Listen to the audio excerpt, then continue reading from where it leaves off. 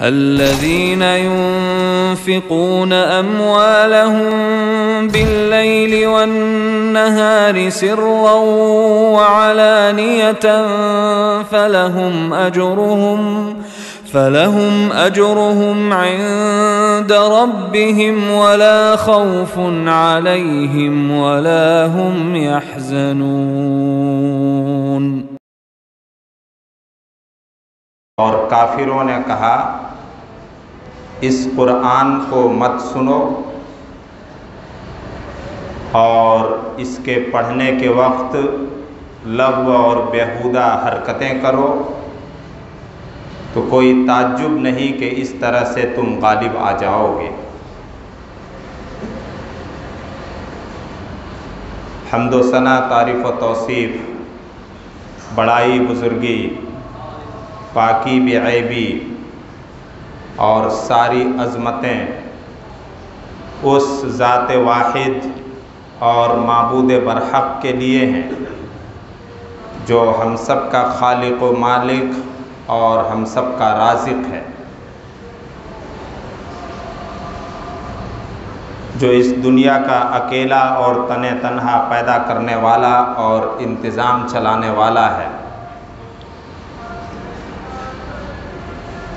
اس کی صفت رحمان و رحیم ہے، یعنی وہ اپنی ہر مخلوق پر بے حد و حساب مہربان اور شفیق ہے۔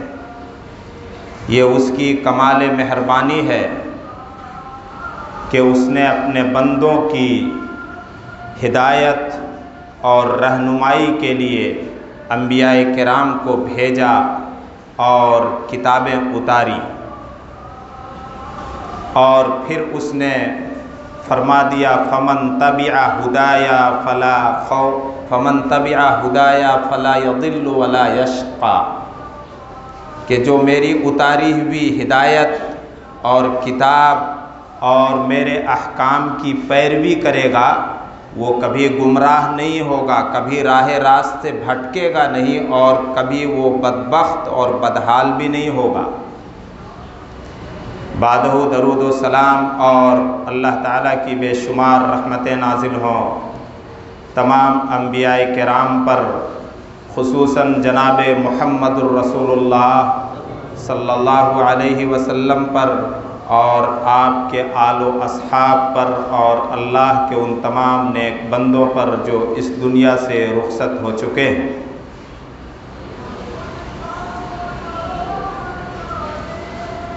یہ دور پروپیگنڈے کا دور ہے، اسلام اور مسلمانوں کے خلاف، اور یہ کوئی نیا فتنہ نہیں ہے۔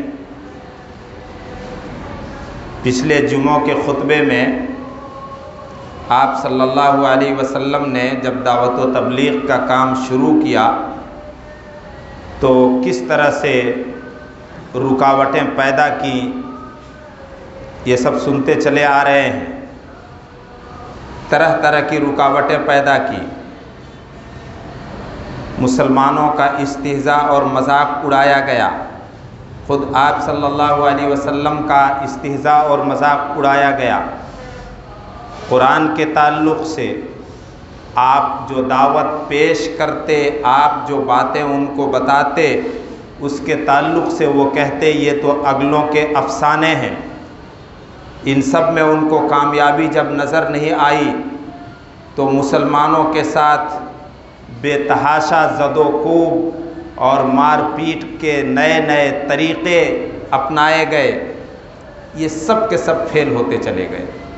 لیکن کوئی بھی ایک بندہ مومن جس نے اللہ کی توحید پر ایمان لے آیا برگشتہ نہیں ہوا توحید سے۔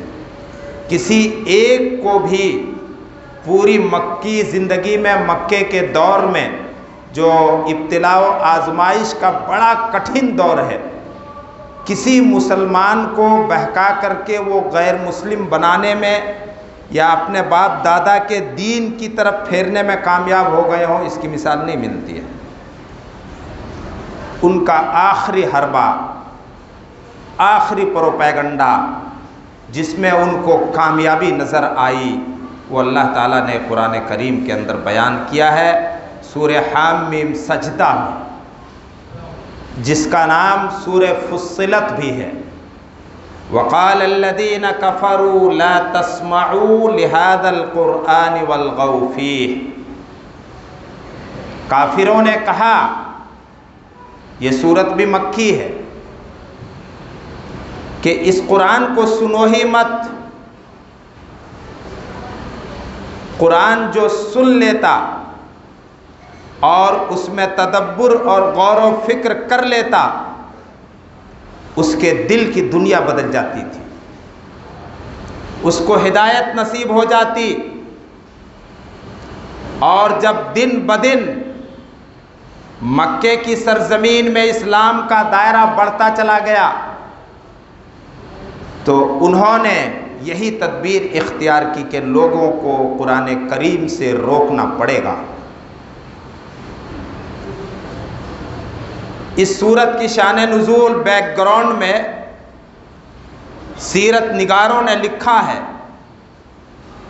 کہ مکے والے کے جب سارے حربے اور ان کے ہتھ کنڈے اور پروپیگنڈے فیل ہو گئے تو انہوں نے اپنے میں سے بہت ہی ہوشیار اور اس سماج کے پڑھے لکھے آدمی اور بدھی جیوت عتبہ بن ربیعہ کو محمد الرسول اللہ صلی اللہ علیہ وسلم سے بات کرنے کے لیے بھیجا۔ ہر تدبیر ناکام ہو گئی، مار پیٹ کر کے، زمین جائیداد چھین کر کے، زمین جائیداد سے محروم کر کے بھی وہ کامیاب نہیں ہوئے۔ کیا نشہ تھا ایمان کا، کیا نشہ تھا توحید کا، کیسا مضبوط اور طاقتور ایمان تھا ان کا۔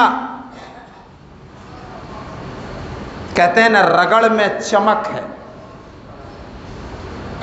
جب تک رگڑا نہیں جاتا ہے سونے کو اس کے اندر نکھار اور چمک نہیں پیدا ہوتی ہے۔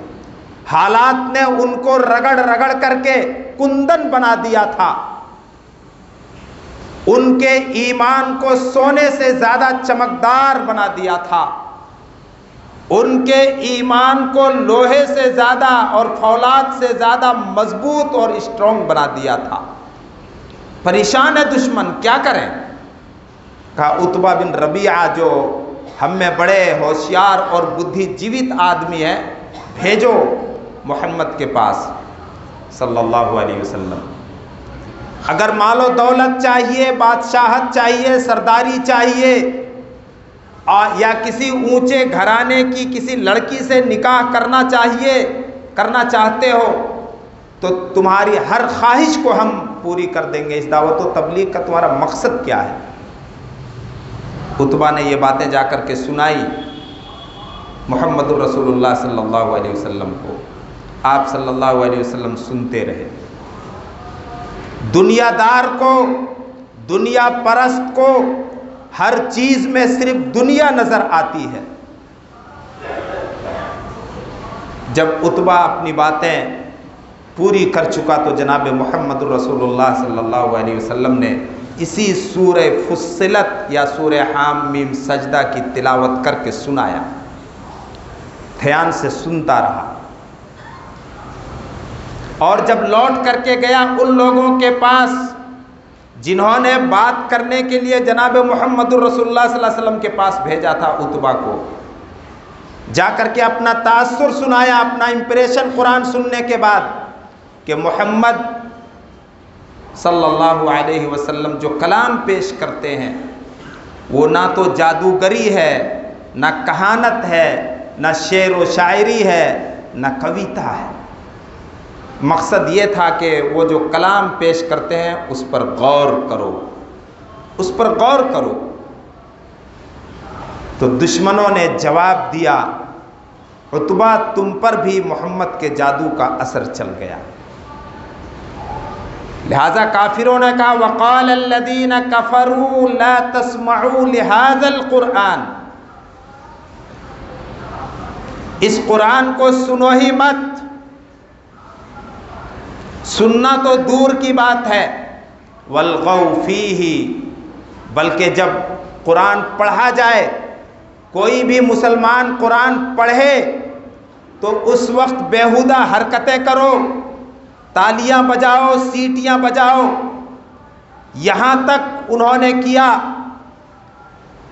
کہ گویہ گائےکاراؤں کو خرید کر کے لایا، گانے والی چھوکریوں کو خرید کر کے لایا اور محفلیں سجائی۔ اور اگر کسی کے بارے میں یہ معلوم ہو جاتا کہ اسلام اور مسلمانوں کی طرف مائل ہوا ہے، یہ قرآن سننے لگا ہے، تو اس پر کسی نہ کسی چھوکری کو مسلط کر دیتا جو گیت اور گانے اس کو گا کر کے سناتی۔ یہ کام دشمن کرتے تھے اس وقت۔ کون؟ جو قرآن کے دشمن تھے، اسلام کے دشمن تھے۔ آج یہ کام ہم مسلمان خود کرتے ہیں، یہ کام ہم مسلمان خود کرتے ہیں۔ فتنوں کو سمجھو، پروپیگنڈوں کو سمجھو، روپ بدلا ہوا ہے، نام بدلا ہوا ہے، لیکن فتنے وہ سارے کے سارے وہی ہیں جو اس زمانے میں تھے۔ وَمِنَ النَّاسِ مَن يَشْتَرِي لَهْوَ الْحَدِيثِ، اللہ نے فرمایا سورہ لقمان کے اندر، کچھ لوگ ایسے ہیں جو کھیل و تماشا کی باتیں خرید کر کے لاتے ہیں۔ یہ کھیل و تماشا کی باتیں کیا ہیں؟ یہ گیت، یہ گانے، یہ فلمیں، یہ ڈرامے، بے حیائی پھیلانے والے ناول، یہ سب لہو الحدیث ہیں، باتوں کے کھلواڑ، جس کو آج بغیر خریدے نہ تو دیکھ سکتے ہو نہ سن سکتے ہو، جب تک کہ اس میں پیسے نہیں لگا دو۔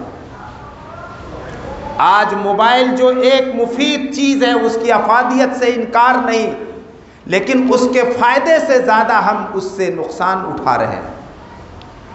وَمِنَ النَّاسِ مَن يَشْتَرِي لَهْوَ الْحَدِيثِ، آج کون سا ایسا گھر ہے جس میں رنگین ٹی وی نہیں، مہنگے ٹی وی اور اس قسم کی جو چیزیں ہیں وہ نہیں ہیں؟ کون سا ایسا گھر ہے؟ اور کس گھر میں کنٹرول ہے، کس گھر میں قابو ہے جس میں یہ فتنہ نہیں پہنچ چکا ہے؟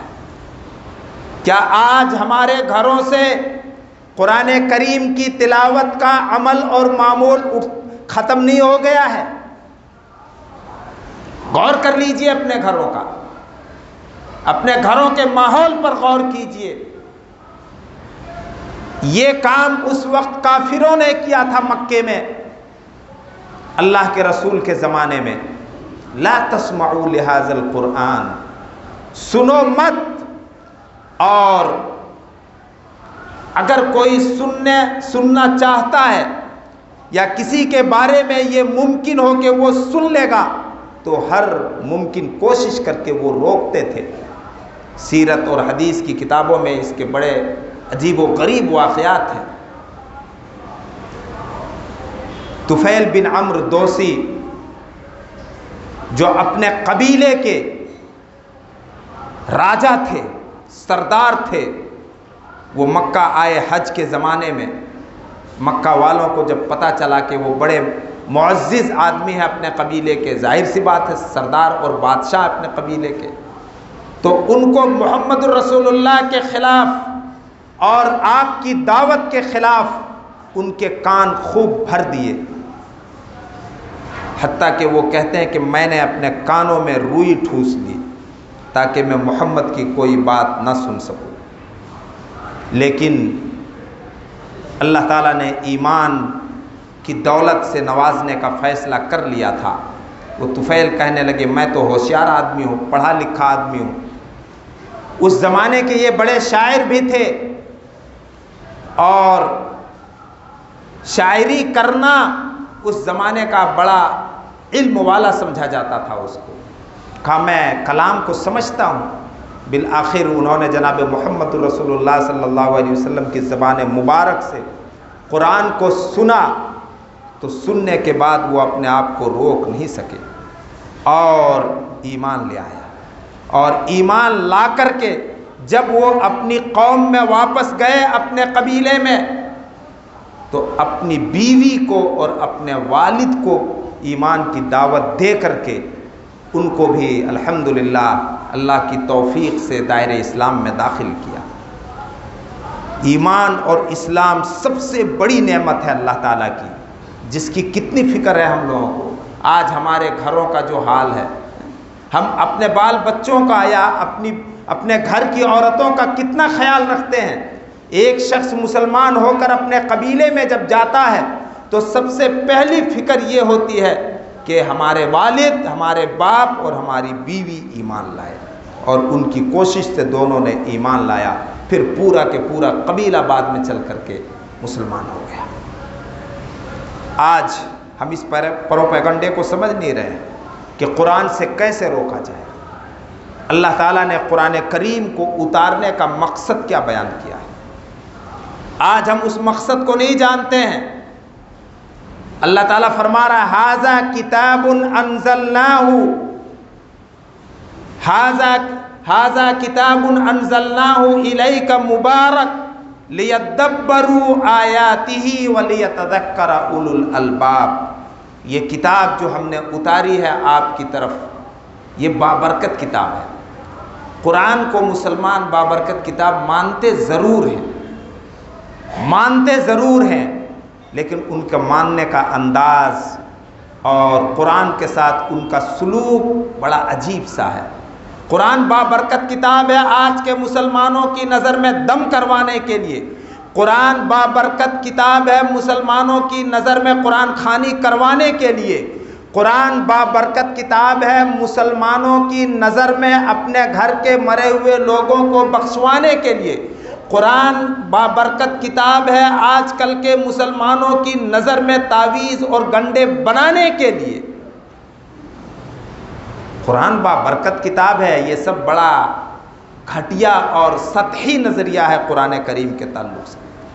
قرآن اللہ رب العالمین کی طرف سے ہدایت نامہ ہے، رہنما کتاب ہے جو تمہیں رہنمائی کرتی ہے اس راستے کی طرف جس راستے پر چل کر کے دنیا میں امن و شانتی قائم ہو، دنیا میں عدل و انصاف قائم ہو، دنیا سے ظلم مٹے اور انسانیت اس راہ پر چل کر کے جنت تک جا سکے۔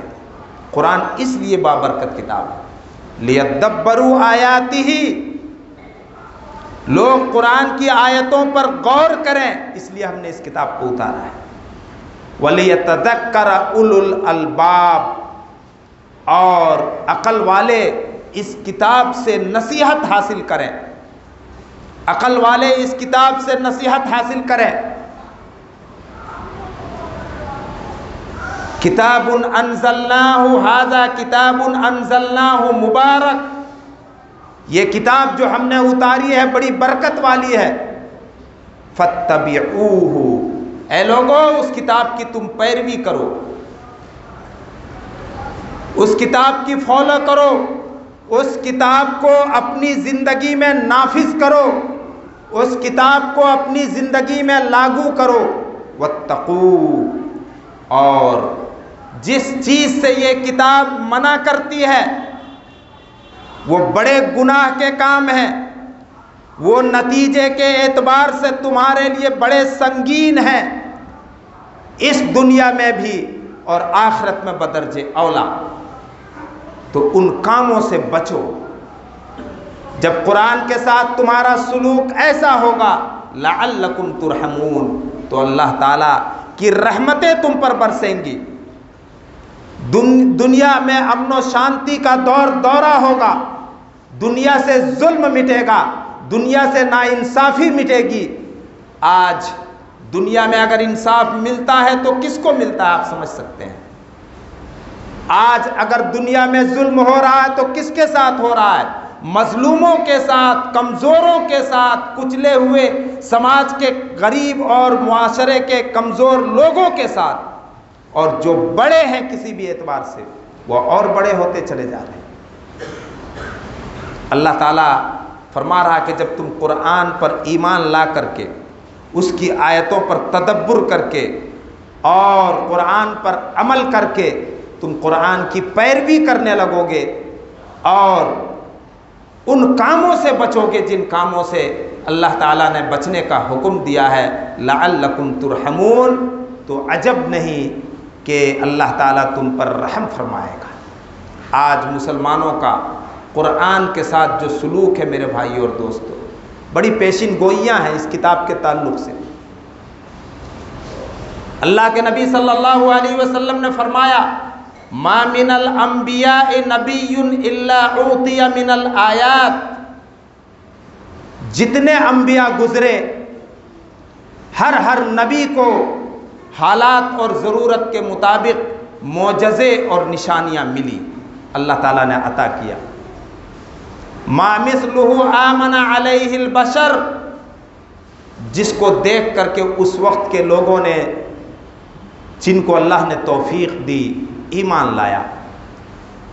وَكَانَ الَّذِي أُوتِيتُ وَحْيًا أَوْحَاهُ اللَّهُ إِلَيَّ، اور اللہ تعالیٰ نے مجھ کو جو سب سے بڑا معجزہ دیا ہے، معجزہ کہتے ہیں ایسی چیز کو جس کو ساری دنیا مل کر کے بھی پیش نہ کر سکے، اور معجزہ صرف نبیوں کو ملتا ہے، اس میں نبی کا بھی کوئی دخل نہیں ہوتا ہے، بلکہ حالات اور ضرورت کے مطابق اللہ تعالیٰ جس نبی کو چاہتا ہے جو معجزہ دینا، وہ معجزہ عطا کرتا ہے۔ اللہ کے نبی صلی اللہ علیہ وسلم کو خوب معجزے ملے، لیکن آپ نے ایک معجزے کا تذکرہ بڑی خصوصیت کے ساتھ کیا ہے کہ جو معجزہ اور نشانی مجھ کو ملی وہ اللہ رب العالمین کی وحی ہے، اللہ کا کلام یعنی قرآن ہے۔